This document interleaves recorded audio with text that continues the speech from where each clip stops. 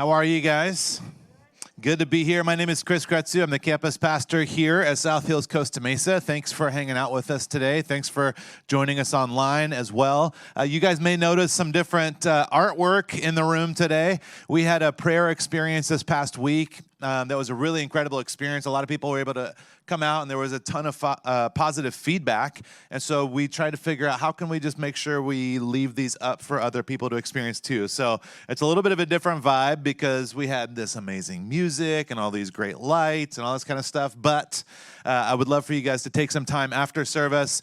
There's an introduction poster in the lobby. You can read that. And then if you want to come around and just look at some of these things, or if you get bored while I'm talking up here, you can just kind of focus in on something else. So many different ways to learn today. But it was a great time, and I'm excited for today because, a lot of times what we talk about is, let me see if I can phrase this. A lot of times on Sundays, I want to inspire and encourage you, and I want to challenge you. And I think that can be a really good thing because we can walk out of here feeling full and hopeful and like we've got energy to attack another week. And then we come back the next Sunday to kind of get like another recharge. Has anybody else ever, I've said this before, like I go from Sunday to Sunday. Has anybody else felt that a little bit? Well, what we've been talking about for the last couple weeks and what we're going to continue today is I want to give you guys resources and practices that will keep you alive the other 6 days. Do you guys know there's 7 days in a week? 1 hour at church on a Sunday, I love it. It's one of my most favorite things in the world, but it is not enough to keep us whole and full and connected to the source of life and meaning and purpose. And so today we're talking about some practices that we can do. We started this last week. There's something called spiritual disciplines. Everybody say that together with me. Spiritual disciplines. It doesn't even sound fun when we say it as a group, right? This word disciplines, a lot of times people will call these spiritual practices, which I think is maybe a more accurate way because it's something that we continue doing. We are practicing. By doing these actions, we're practicing in those times of intentionally doing something. We are practicing so that we can do them in the times that we're not trying to. It shapes our hearts. It shapes our minds. It shapes our perspective, our outlook, the way we show up in relationships. Last week, we talked about some inward disciplines, prayer, reading the Bible, meditation, fasting. We ended our service last week with a few minutes where we just meditated together, which was the first time that I've ever been to a church service that we had a time of meditation. I don't know about you guys, but it was really powerful to be able to say, hey, we want to take away all the distractions. We want to focus. We want to meditate on a scripture, on a passage, and fill our mind fully with this truth of what God is saying. It was a really powerful experience. So we're going to continue today.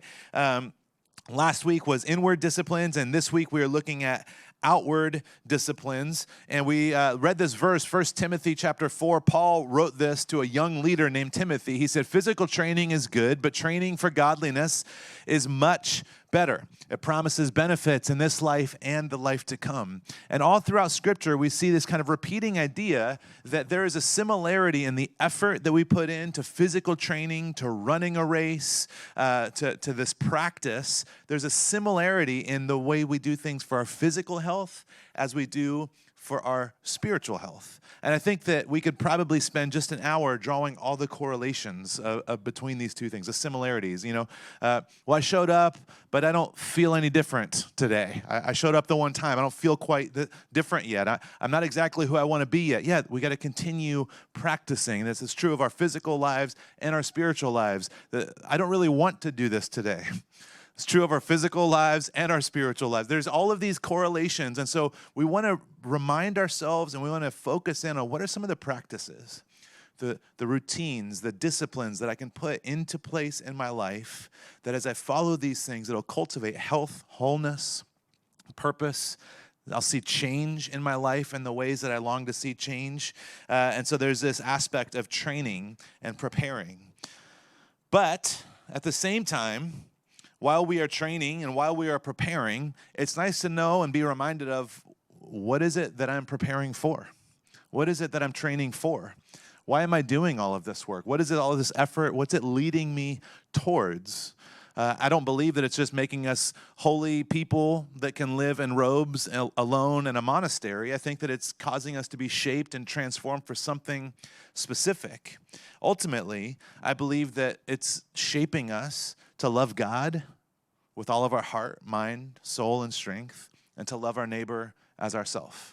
I think this is the great calling. This is the great commandment, is to love God. This is what Jesus said in Luke 22, you must love the Lord your God with all your heart, soul, and all your mind. This is the first and the greatest commandment. And then he says, the second is equally as important, which is interesting. And I think a lot of us think that the second is like almost as important, of how we love others the same as we love ourselves. It's like, well, I'll love God with everything that I have, and I'll do my best with others. I'll try real hard this week. But they're connected. They're very much connected. On Friday, Ez and I went for a bike ride, and we made an unplanned stop at a store. And I had a bike lock, but there was nothing to lock our bikes to.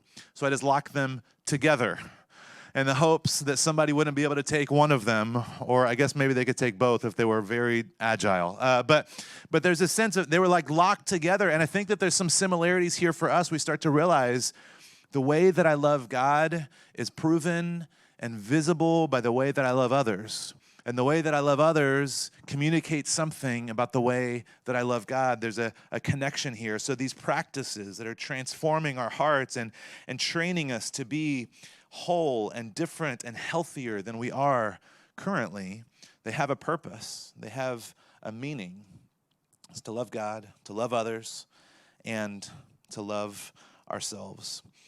There's going to be some information we go through. There's 4 points that I'm going to talk about. And the information is really valuable and it's really helpful, but information alone doesn't change us. So these last couple weeks, they felt to me a little bit more like a class than like a normal sermon. I don't know if you guys have felt that way. It doesn't really matter how you guys have felt because I have a microphone. No, I'm just kidding.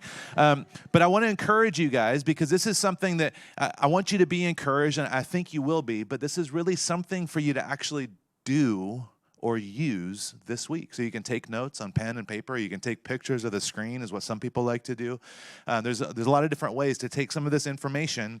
It's not just helpful to have information. You have to learn, how do I apply this to my life? So the first spiritual practice, the outward practice that I want to talk about today is solitude. Everybody say solitude. Solitude. I think culturally, the only solitude that we're really familiar with is the Fortress of Solitude, right? Superman. But maybe not everybody's familiar with that. Just me and Wes. That's cool. Solitude is taking time to be alone with God and your soul. And it's important for us to realize that solitude is different than being alone. Being alone doesn't mean that you are practicing solitude. Loneliness is different than solitude. We were all alone for a lockdown. It was not necessarily a healthy thing for us. There's a difference between being alone and practicing solitude. There's an intentionality in not just moving away from other people or noises or busyness, but also moving towards God, engaging with God. Isolation is oftentimes just an escape from others. And sometimes we're alone, not because we necessarily want to be alone, we just feel alone. And that also it does not equal solitude. But in those moments, we can lean into solitude. For myself, honestly, slowing down and finding space to be quiet and unplug and turn off the phone and actually say, okay, I'm going to take an hour, or I'm going to take a half of a day, or I'm going to take a whole day, is terrifying. I don't love to be alone with my thoughts. I don't like to slow down enough. Do you guys notice how when you take time off over the Christmas break, this year is different because everybody got sick for other reasons. But generally in history, you take time off for, Christmas break, or you get some time and all of a sudden your body slows down enough to realize, oh, I don't know that I am well. I think I'm unhealthy. I think I've been moving too fast, too hard. I've been trying, whatever it is. I get scared. I get nervous about solitude because I don't always want to be alone with my thoughts. Certain things only surface when we are still, when we find quiet and space, and that can be a scary thing. Oftentimes, I know I look for guidance, clarity, direction from God. And the best way that I can find it is by slowing down and removing the other stuff of life. And sometimes, like I said, sometimes it's an hour, sometimes it's a day. It can be different things, but oftentimes I have to choose to move away from things and focus in on hearing God's voice, avoiding the noise and the chaos and the to-do lists that are swirling all the time. When it comes to your life, you are always in it, which never gives you an opportunity to have perspective on it. I don't know if this illustration works. Don't tell me if it doesn't. My coffee, it doesn't know what the outside of my cup looks like. It only knows what the inside of my cup looks like. It's in there. It can't see anything else. And the same is true of our lives. We never get to have perspective on the bigger picture, step away from the chaos of coming home and the family or going to work or the activities or the bills or the whatever it is. It's like begging and grabbing and kind of taking your attention. We're always in it. And so it's hard for us to have perspective on it. And that's what solitude allows us to have.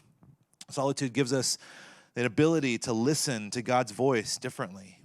It's not that we can't hear God's voice in the middle of the chaos of the world and of life, but it gives us an opportunity to focus in on that. It gives us clarity and discernment in how we make decisions. It gives us freedom from living our life in reference to others, is the way one writer put it. The idea of living our life in reference to others. Some of you don't know how to be you. You just know how to be a couple.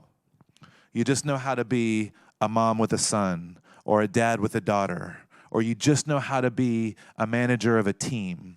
We live our lives, we fall into this trap of not even being able to really identify who we are as an individual, as someone that God created specifically and uniquely because we're so connected to other people in our lives. Solitude can help prepare us for upcoming challenges or difficult seasons. I know for me, one of the things I've been talking about with my counselor and some mentors is just the opportunity of taking some time away because it just feels like it has been a battle for a few months or / years. And so this idea of what does it mean just to take some time away, just to recharge, and then I can step back into the fight, like a tag team situation. What would that look like for you? Arlo, our 6-year-old, loves people. He loves everything. There's nothing he doesn't like except for healthy food. Everything else, he's all in on it. The other day, I was trying to, this is not the point of this message or this story, so I'm going to tell you too. I've been trying to figure out, what do I feed this kid? Because I make, I think, pretty good food, and he won't have any of it. So I'm like, Arlo, if you were going to go to a restaurant, what would you order from a restaurant? What would you want that's not candy? And he's like, oh, a cutie. Like the orange, that's like maybe a carrot, but just the orange carrots. Okay, what else? He's like, I don't know. That's it. I was like, well, thanks. That's really helpful for me. Anyways, I said that story didn't matter. But he loves people, loves playing with people, high energy, always on the go. And there's moments where, as a parent, you just need him to play by himself. Just, figure it out. And he just struggles so much. And he has this bit where he says to us, he's like, I just don't know how to play by myself. And we love to respond with, well, it's a great time to practice. And I think there's this reality for us with solitude of saying, you know what, I get it. You might not know how to. You might not like it. It might not be your first preference, the favorite way of spending time, but you should practice. Maybe take some time, step a toe in the water, spend an hour, spend 30 minutes, whatever it might look like. And I want to remind you guys that this isn't just about being alone, because I know some of the introverts in the room are fine with that. It's an intentionality of saying, I'm going to set everything else aside so that I can connect with God, so I can hear from God. In that solitude, you could spend time reading scripture or praying or meditating. There's all kinds of different things you could do in that time. But it's to connect you deeper with God. So practically, I like to kind of break some of these things up into 4 categories: daily, weekly, monthly, yearly. Daily is a stretch for all of us. you have busyness in life and schedules and families and jobs. I get that. But maybe it's drinking your coffee without your phone outside on the patio for 15 minutes. Maybe it's at night after, you get a chance to settle down a little bit, taking a walk around the block. It could be a lot of different things of an intentional time. Weekly, maybe it's blocking out 2 hours or 3 hours once a week in your calendar and not doing other stuff. Maybe it's once a year taking a day away just by yourself. It could look a lot of different ways, but there's an intentionality to doing this. One person said that solitude has the same impact on our mind that sleep has on our body. It gives our mind the necessary opportunity to recover. There's this reality for us. We need this in our lives. The second spiritual discipline that we want to look at, the practice we want to look at, is submission. Another fun one. Everybody say submission. Yes, so fun. Submission is deciding to willingly defer to a certain person, place, or practice. We're choosing. I'm going to defer to a person. I'm going to submit to another person by choice, or a rhythm or a practice by choice. I'm going to choose to live my life by this practice. In our culture, really, nobody wants to submit to anyone. Really, we believe that we are independent and fully in control. But there's so much health that comes from it. And if we look at it, if we have eyes to actually see it and find it, we see submission show up in all kinds of ways. One of the examples I think of oftentimes is, especially right now with football happening, is these players that submit to a coach to tell them what to do and how to do it. When oftentimes the coaches don't look like they could run 10 yards, let alone make the winning play. But there's this, I'm going to choose to submit because I believe that they have a perspective on what's happening that I don't have on the field. I'm going to choose to believe that they know something, that they can understand, that they're removed from where I'm at, and I can learn from what they're doing. We find submission in all kinds of different places. Submission is organizing our life around something bigger and more stable than whatever our immediate feelings and impulses are. But it requires trust. It's not easy. I get that. None of these are necessarily easy. But submitting to someone requires trust. I wonder if there's anyone in your life, and I asked myself the same question, and I won't tell you what my answer was. Is there anyone in your life that you have chosen to submit yourself to? And that idea probably gives you chills. It's a difficult thing to do this, but it's actually a spiritual practice. And there's goodness that comes when we find someone who is trustworthy of submitting ourselves to. There's actually freedom that comes in there. We don't trust blindly. Maybe we trust the process of a fitness plan, even if we don't feel immediate results. Maybe we trust a coach to see the whole game, not just our part of it. There's these ideas. As I was thinking about person, places, and practices, and how we could submit. Maybe for you, submitting to people would be saying, you know what, I'm going to submit to, I'm a part of this small group. We meet regularly, and these people, they know about my life, they know what's going on, and I'm gonna say, you know what, I want to give you guys the freedom to speak into my life and help give me some awareness and clarity of areas that I'm not clear on. Maybe submitting to a practice would be, I'm going to spend 15 minutes every morning praying. I'm going to read my Bible every morning. This is a practice I'm going to submit to. And I won't necessarily always want to. I won't always necessarily see immediate goodness or fruit come from it, but I'm going to submit to this practice. And maybe submitting to a place would be submitting to being a part of a church community. And if it's South Hills, if you're part of our family, then I love that. If it's not South Hills, maybe it's a different church for you, but it's saying, you know what, I'm going to submit to this. This is going to be my community. I'm going to be a part of this, and I'm going to show up here, and I'm going to submit myself to this place. Submission is a difficult thing to find. I think that's why Paul said in Ephesians chapter 5 to submit ourselves to each other as we honor Christ. It should be there. Submit to one another out of reverence for Christ. Most people, especially husbands, like the next verse where it says, wives, submit yourselves to your husbands. But before it starts talking specifically about wives, it actually just says you all need to submit yourselves to each other. Not because the other person is smarter than you or deserves it or holier or whatever, has all the right answers. You submit to each other out of reverence for Christ. It's because of who Jesus is that we actually can have the courage to submit ourselves to each other. Because I know that this person doesn't have the final say on my soul. This person doesn't have, they don't have to be perfect because I actually am relying on Jesus for that. There's a whole aspect of submission that's so crucial for us to understand.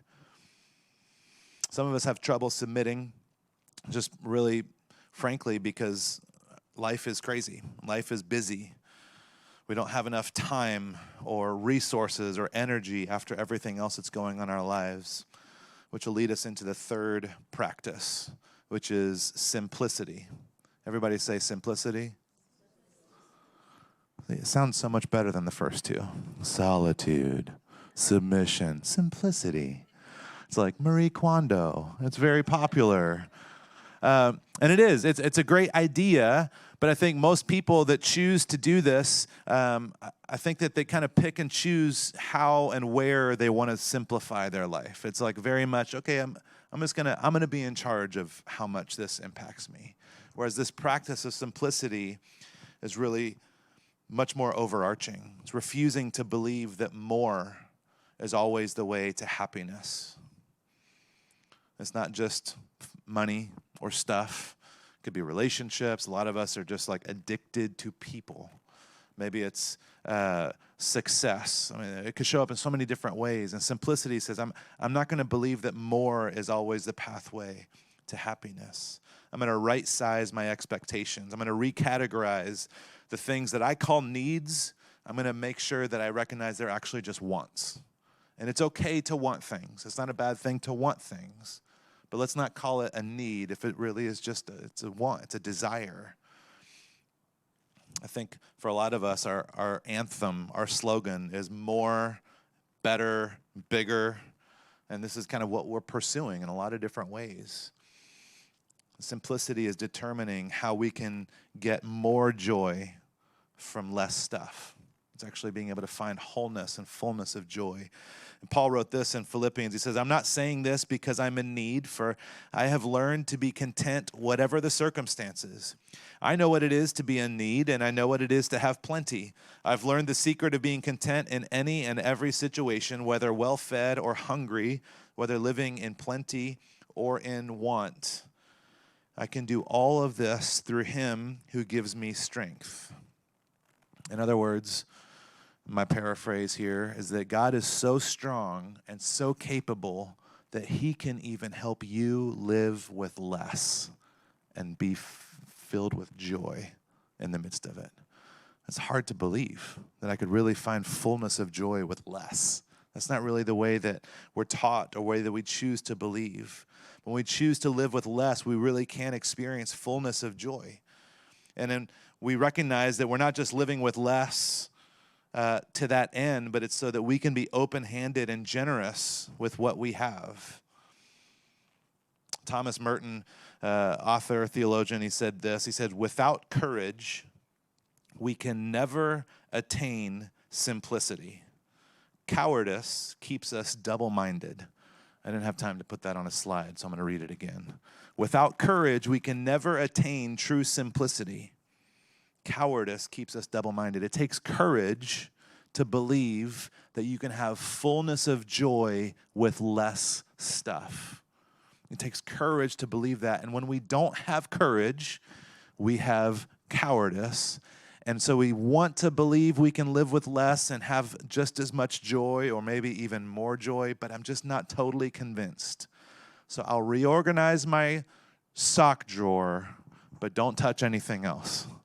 I'll be simple in a couple areas and a couple categories, but not in others because I'm not totally convinced. We're afraid that it might not be true, and we're invited to have courage in our simplicity. It's difficult to determine wants from needs, and so here's the way that Paul described it. He says, if we have food and clothing, we will be content with that.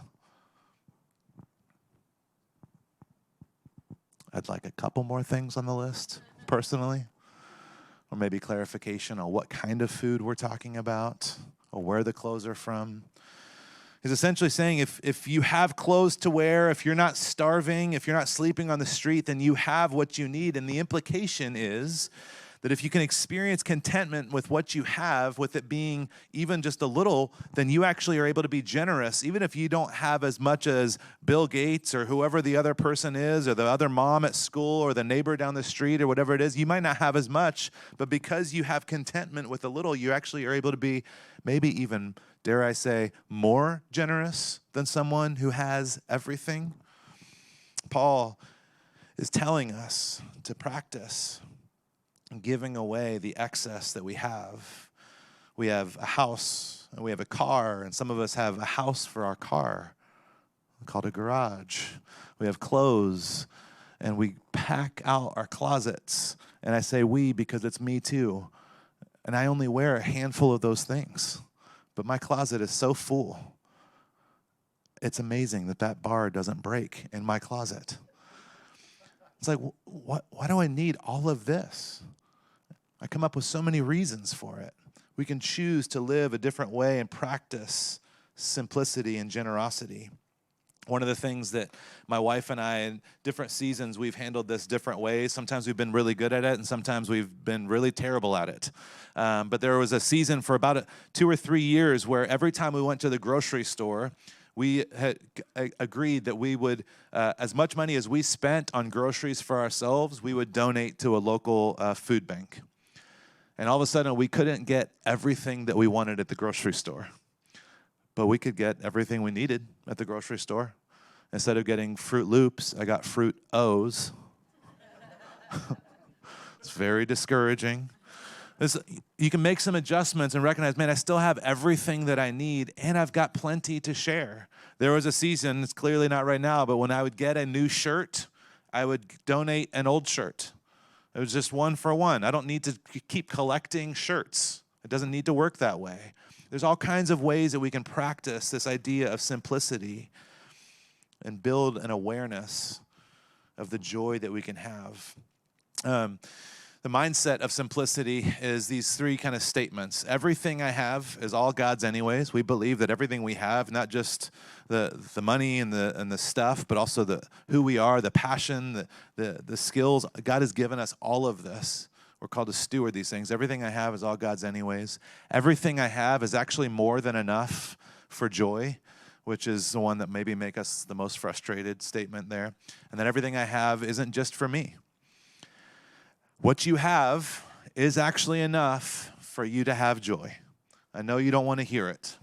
Like that car or the new phone or the clothes or just the freedom to make those kind of decisions at your own whim. That feels like what true joy might feel like. But actually what you have is enough to experience full joy.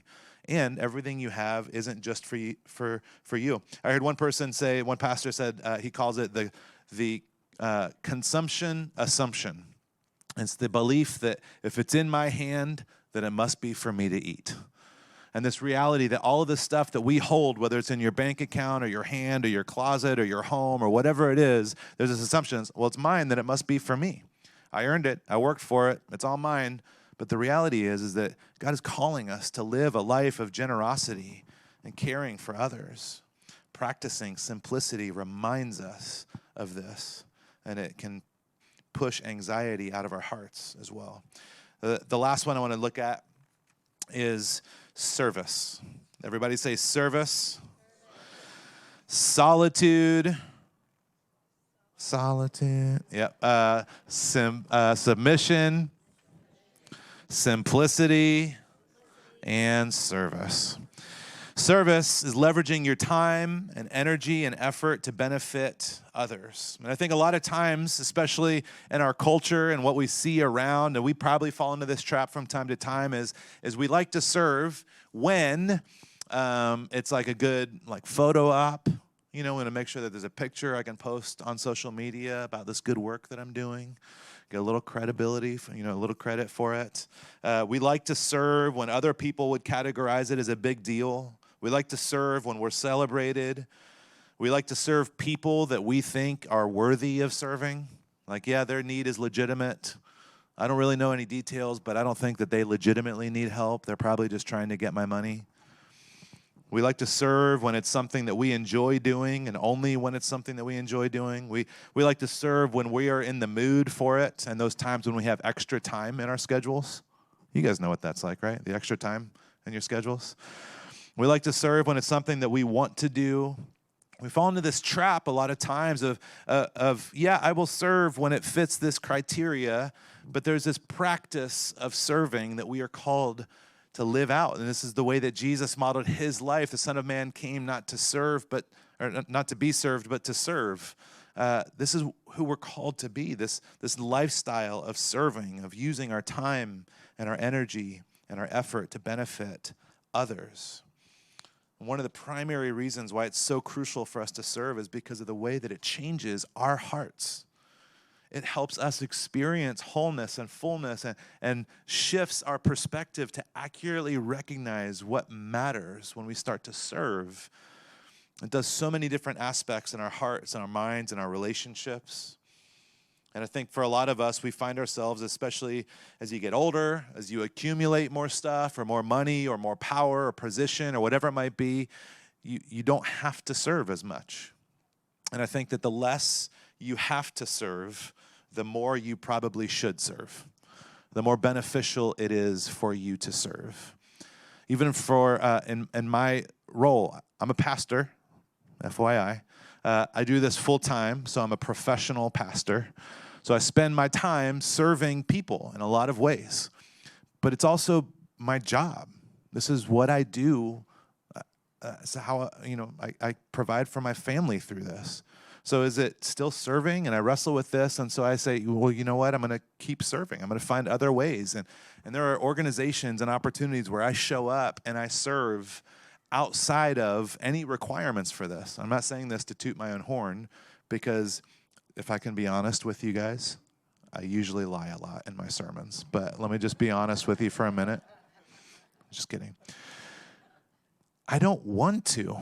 I don't want to serve. I have other stuff I want to do. I worked all day. I did a lot of stuff for a lot of people. I'd like to do something for myself, and there's always excuses for not showing up or not doing that thing that I've committed to doing. There's always a million things, but it's so crucial for me to still show up and serve, because it shapes my heart to be more like Christ. And it does the same for you as well. We have got to continue doing this. When we serve, it is a series of actions that helps us cultivate an attitude towards others that is not natural to us, putting others before ourselves. So practically speaking, we looked at these 4 different disciplines, these 4 practices, as information that you can take and say, okay, what does it look like for me to have solitude and submit myself to people or practices and to simplify and recognize that I don't need more and to serve others. Okay, practically speaking, we have this information, but the inconvenient reality of this is that the information doesn't work if you don't do it. And this is what James wrote about, and I don't have time to read the passage, but he says, if you hear the word and you go away and don't do what it says, it's like when you look in a mirror and then you walk away and forget what you look like. If it was written in 2022, it'd probably be like, it's like when you look at your Apple Watch and then you put it away and you don't remember what time it was. Does anybody else ever do that? It's like, wait, what time was it? It's like we have this ability to just immediately forget things. And we are called to do these things, to practice these things, because certain things, certain breakthroughs, certain growth only comes through the practice of doing things. Not thinking about it or feeling good about it, not even just believing it, but actually the practice of doing it. Father Richard Rohr said this. He said, being informed is different than being formed, and the first is a common substitute for the second. And another way of saying this is that it's much easier to know what we're supposed to do than to do it. And a lot of times, especially in religion, it's easy to know all of the right things to do. I know the verses. I know what I should do. I know how they should act. I can judge them, and I can be aware of all these different things, but are we actually doing it? Are we being formed? Are we living our lives in a way that gives God an opportunity to continue transforming our hearts? And here's what's so important. I didn't say this first service, but I hope they know it's true. You don't have to do these things to be loved, forgiven, or accepted by God. That is a free gift that comes with believing in Christ. But for those of you who, like me, would like to fix some things, to see some growth, change, transformation happen in myself and my heart, my mind, my relationships, these practices help us see that change come into place. It's not just knowing that I should, it's actually doing the practices. Leanne's excited about it. Just kidding. I love hearing them because they have so much fun in there, and our kids love going to church, which is an amazing gift. I love that we get to create that. So practically speaking, it does not matter how nice your running shoes are if you don't put them on and run. I can't be the only person who has ever put on or bought a new pair of workout clothes thinking that it would get me to work out, and it doesn't work that way. We have got to say, okay, I'm going to put this thing on. And just like my 6-year-old, I don't know how. I don't like it. I'd rather do something different. But you know what? It's good, and I can learn, and we can learn together. And so practically, my challenge for all of us today, I recognize not everybody that's here right now, you may not call South Hills your home. You may not even be totally clear on where you stand as far as believing in Jesus, and I get that. But for those of you that would call South Hills your home, that you're a follower of Jesus, here's my challenge. I want you to commit to attending, serving, and giving on a regular basis. These are not the only ways, they're not even close to being the only ways to practice these spiritual disciplines. There's 1,000 ways. And you can do those other ways also. But until you do, just do these. I know for myself, I'm like, I don't want to do it that way. I'll find a different way. But then a year goes by. So let me just do these until you find a better way, a different way. And if you want other ways, I'll share them with you as well. There's so many ways we can practice these 4 spiritual disciplines. But attending, submitting ourselves to a place, to a people, to a community, serving, which has to do with, again, there's this aspect of the way that we submit. It has to do with generosity. Giving has to do with simplicity. These are ways we can practically step into these things. It's a simple way for you to practice simplicity, submission, and service right where you're at. Attend. One of the things this year, the last 3 years have been nuts. So as I'm looking at 2022, I'm like, okay, what does it look like for us as a church? What does it mean to be a part of a church, to show up to church? What does a regular attender look like? It's all different than it used to be, and I totally get that. So one of the things that I've been praying for our church, for our community, is that we're here as much as we are not here. If there's 4 Sundays in a week, it's like, man, I hope our people are here 2 out of the 4. That feels like a fairly attainable goal, because I got a lot of judgment back in the day when I was like, oh, you're not there every Sunday, all day. Some of you guys know what it's like. You grew up in a church like that also. So, but be here as much as you're not here. And I get that there's stuff, there's trips, there's vacations, there's work stuff, there's sicknesses and family. I get that there's other stuff. And one of the things that's amazing that's come out of this is that you guys can watch online with all of our online people. You can listen to a podcast or just stay connected. Be a part of this church in the way that you attend. Serve. Find a place to serve. Kathy's going to be over at that Connect wall after service. If you guys have questions about what that looks like, she would love to help give you an idea. But I would invite you to challenge you to serve anywhere at all. It can be outside of the church, but inside the church. Find a place to plug in, jump in. Our church has always had a heart for serving, which I'm incredible for. And we have amazing volunteers, especially over the last couple years, that have kind of carried us through the chaos of all of the stuff. Amazing volunteers. I'm so grateful for them.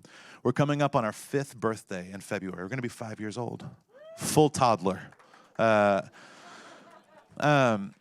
one of the things that I've been realizing over the last couple weeks is, and again, I'm speaking here to people that call South Hills home. We have less people volunteering now than ever before in the last 5 years. And there's 1,000 reasons for it, schedules and health concerns and all kinds of stuff.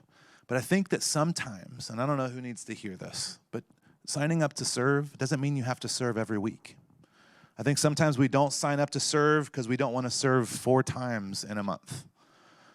But because we don't sign up to serve at all, it means that somebody else has to serve 4 times in a month. And there's people here that show up week after week, and I'm so grateful for them. But we can carry this load together.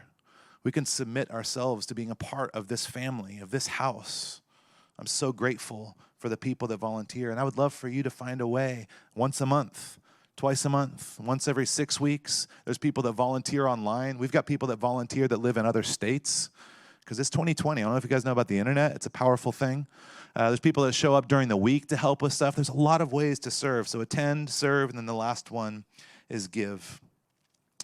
And this is a difficult topic to sum up in just a few minutes here, but Scripture talks about tithing a lot throughout the Old Testament. Jesus acknowledged tithing, and then he also said, yeah, that's important, but also generosity and how do we live generous lives? I heard one pastor talk about how tithing is like the training wheels for generosity. Because as you know, you're practicing giving a portion of what you earn away, and it's okay. I'm going to do this. And then as you start to do it, you realize, oh, I can still live, and I can still buy cereal. It might not be Fruit Loops, maybe it's Fruit O's, but I can still do this, and then you realize it's fun to be generous and to live generous lives and give time and resources to other people in need and show up in people's lives that need hope. There's an opportunity for us to give and to join this journey of learning what does it look like to trust God with my finances, this practice of tithing. I recognize that it might be a big jump for some of us. Maybe you give 1% every pay period. Maybe you give 5%. Maybe you give 10% every couple of months. There's all kinds of ways that we learn this process, but I just want to encourage us to continue growing in that process. The Scripture tells me over and over again to be slow to anger. And I'm a lot slower to anger than I used to be. But I know that doesn't mean I just get to stop. I've not made it. I got to continue leaning into that. And I think when we talk about giving and generosity and how we handle our finances, it's like, yeah, I'm more generous than I used to be. But is that where I'm going to stop here, or am I going to continue learning and growing of what this looks like?